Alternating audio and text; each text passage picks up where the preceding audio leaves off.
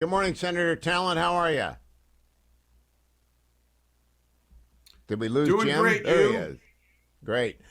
Senator, I want to read you a paragraph from my new Fox News column and get your reaction. I've long argued for a veteran as Trump's running mate, like Senator Tom Cotton, Joni Ernst, or J.D. Vance, or former Secretary of State Mike Pompeo. There are other names, such as Congresswoman Elise Stefanik, former National Security Advisor Ambassador Robert O'Brien, parens, the LDS vote in Arizona and Nevada matter, close parens. But the basic idea and imperative are obvious. The former president's first big announcement should crush, via comparison, the often giggling and usually incoherent vice president. What do you think of my list? What do you think of my argument? I like all the names on it. I mean, I think for a vice presidential candidate, the number one thing is a good communicator, and then you want balance on the ticket. And once President Trump is sure about who he wants, I agree with you. I don't see any reason to delay the announcement. But if he's not certain, I want him to be certain first. It's very important. There's a lot of time between now and the convention. So I agree with the thrust of what you're saying, but I don't want him to rush to an announcement. Generally, I've never thought vice presidents matter much, but the contrast that's going to, because we're really voting for Kamala Harris. I'm sure you watched the State of the Union. I don't think Joe Biden can get 5 more years out of that energy level. What do you think?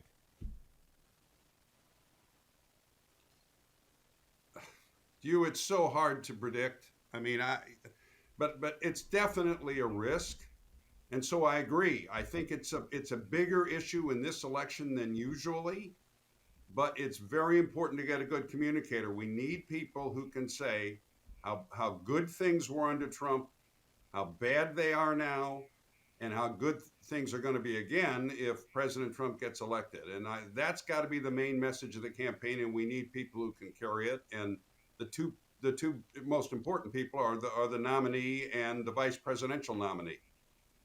You know, I had a front row center seat last night for O'Brien interviewing W. George W. Bush was at the Nixon Library, and it was wonderful to have a direct, pointed, Iran is the focus of evil in the world right now, the most dangerous state in the world, and we have to stand with Israel. I mean, he was just so direct and blunt. It was refreshing.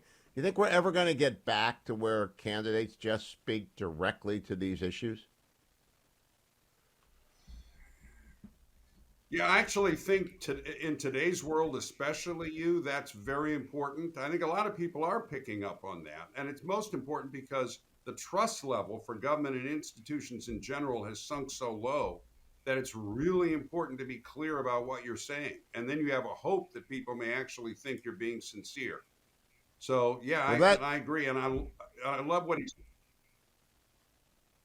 that leads me to the main issue. On Saturday, Joe Biden said there's a red line around Rafah. Yesterday, Jake Sullivan told the media, "Oh, you're making too much of that. You're just turning that into a parlor game." I heard him say red line twice, and then Jake Sullivan says, "Pay no attention." What is going on over there?